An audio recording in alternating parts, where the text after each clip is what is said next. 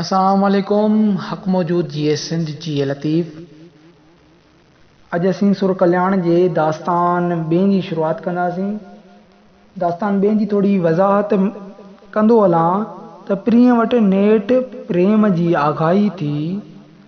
वेजन जूं सतियूं पेजूं ऐं ड्रब हिन आगाहीअ में को बि असरु नथा कनि। आशिकनि लाइ सूरी सिंगार आहे ऐं मरण मुशाहिदो।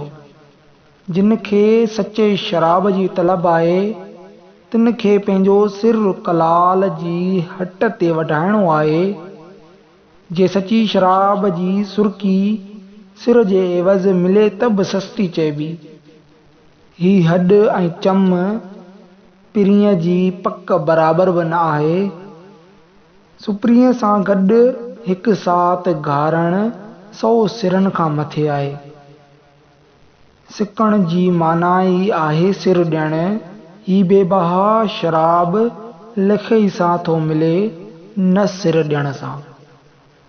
सुर कल्याण जे दास्तान ॿिएं जो बेत पहिरियों।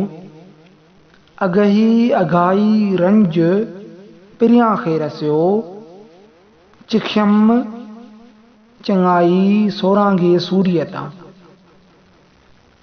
मुंहिंजी अघाई पिरीअ वटि क़बूल पई ऐं संदसि दिलि में मूं लाइ कहकाव पैदा थियो। मूं सूरीअ ते चढ़ी सची सिहत जो मज़ो वरितो। सुर कल्याण जे दास्तान ॿिएं जो बेत ॿियों।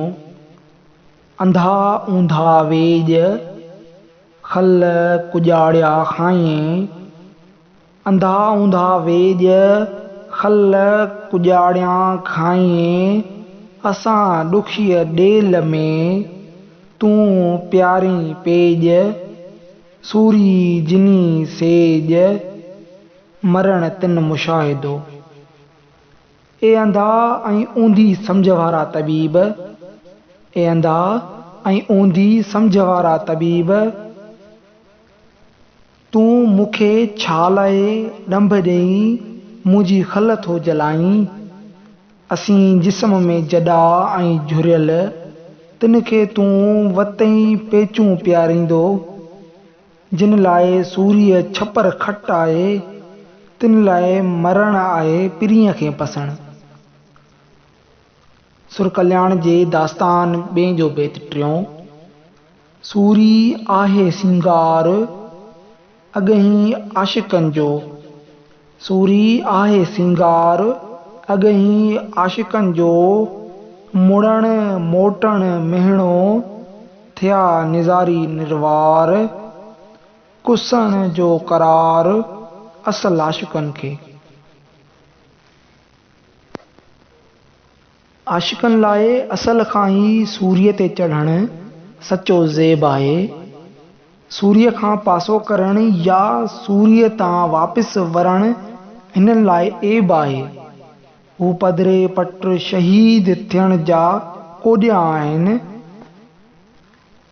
हिननि जो असल में ई सिर ॾियण जो अंजाम हो।